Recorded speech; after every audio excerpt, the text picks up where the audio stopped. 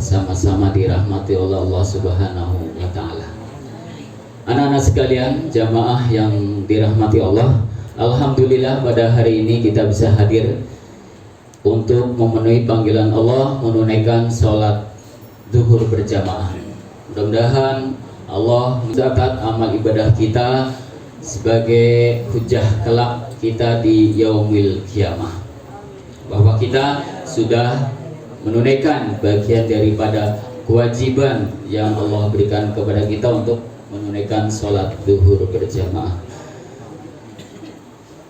Jamaah yang dirahmati Allah, yang jarang diceritakan dan sudah tidak tercatat lagi di buku pelajaran anak-anak kita, kalaulah tercatat itu hanya sebagian kecil, yaitu pada awal abad ke-17 1613 sampai 1645 itu di Jawa ada penguasa besar, yaitu yang terkenal dengan Sultan Agung Mataram. Beliau penguasa besar di tanah Jawa, penguasa muslim yang banyak merubah tradisi Jawa hingga sampai saat ini masih berlaku di sebagian masyarakat Jawa. Kekuasaan beliau sampai ke Madura, ke Kalimantan, sebagian Sumatera. Beliau berkuasa, banyak berpengaruh terhadap Islam, banyak merubah tradisi-tradisi Jawa sesuai dakwah Wali Songo. Karena beliau termasuk penerus daripada Wali Songo, maka beliau pun dakwahnya sesuai dengan kapasitas beliau, tetapi cukup punya andil dalam perkembangan Islam di tanah Jawa. Contohnya, dulu orang Jawa tidak kenal kalender Hijriah, kenalnya kalender Saka, yaitu kalender Jawa. Beliau itu bagaimana caranya mensosialisasikan kalender Hijriah yang hanya beredar di daerah pesisir, karena daerah pesisir banyak didakwahi oleh para wali songo, sementara daerah pedalaman itu susah untuk masuk kalender Hijriah.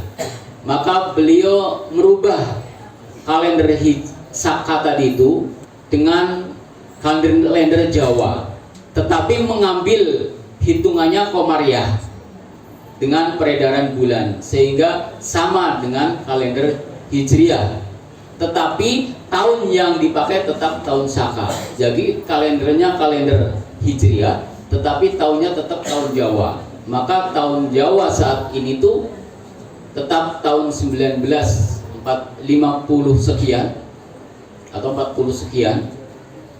Kalendernya kalender Jawa, hampir sama dengan Hijriah, selisihnya hanya perbedaan 1-2 hari.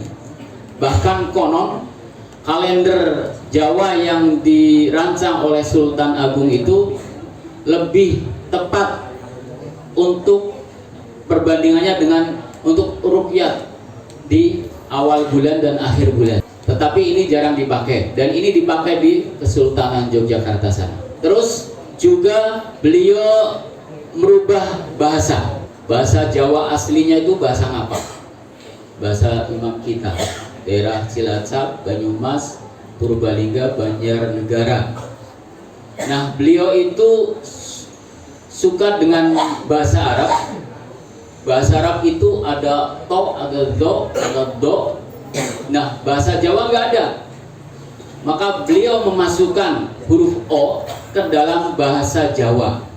Maka akhirnya bahasa Jawa yang di daerah Kesultanan itu berubah tidak seperti Ngapak lagi seperti daerah Kulon, yaitu Cilacap, Banyumas dan sekitarnya, tetapi berubah menjadi banyak O-nya. Contohnya, yang orang Jawa mana? Juga termasuk pakaian beliau, pakaian-pakaian adat istana itu tidak sembarang pakaian, tetapi semuanya itu penuh dengan makna. Ada blangkon. Jogja sama Surakarta beda. Kalau Surakarta sudah agak keduniawian, agak gemerlap. Tetapi kalau Jogja itu masih banyak nilai-nilai perjuangannya. Jadi blangkon itu yang asli itu ada lipetan di sini tuh kanan kiri itu, yang benar itu 17, yang asli itu kanan kiri 17 melambangkan sholat 17 rakaat jangan dilupakan. Itu bentuk dakwah beliau. Terus pakaian itu bawah ada istilah bebet itu karena bawah itu menutup antara perut dan bawah perut, maka itu harus dibebet, harus diikat rapat-rapat. Maka bebet itu melambangkan bahwa antara perut dan bawah perut itu agar diikat kencang-kencang. Nafsu syahwat itu harus dijaga, jangan diumbar, jangan dibiarkan tanpa kontrol. Nah, itu bentuk simbol, termasuk pakaian jasnya itu pun penuh dengan makna. Jadi seluruh punggawa-punggawa pemerintahan saat itu, Kesultanan Yogyakarta itu wajib mengenakan busana itu. Nah, busana kebesarannya, kopiahnya itu adalah ala Turki. Namanya apa itu? Kuluk atau apa itu? Yang model Turki, hampir sama, karena memang Kesultanan Yogyakarta itu mencerminkan perwakilan Turki Utsmani di Nusantara saat itu. Banyak hal. Ada lagi yang sudah memasyarakat tetapi sudah bid'ah, yaitu beliau itu senang dengan makanan Arab. Maka di Jawa saat itu tidak ada minyak minyak samin, minyak dari Arab itu, minyak zaitun tidak ada. Maka beliau membuat nasi wuduk. Nasi wuduk itu nasi yang dibuat, orang yang membuatnya harus sudah berwudu. Terus untuk mengganti minyak samin, karena di Jawa nggak ada minyak samin, dengan santan. Santan itu putih, bersih, suci, maka melambangkan kesucian. Nah, lauknya waktu itu ayam yang diikat, namanya ayam ingkung. Bas pasti tahu nih ayam ingkung.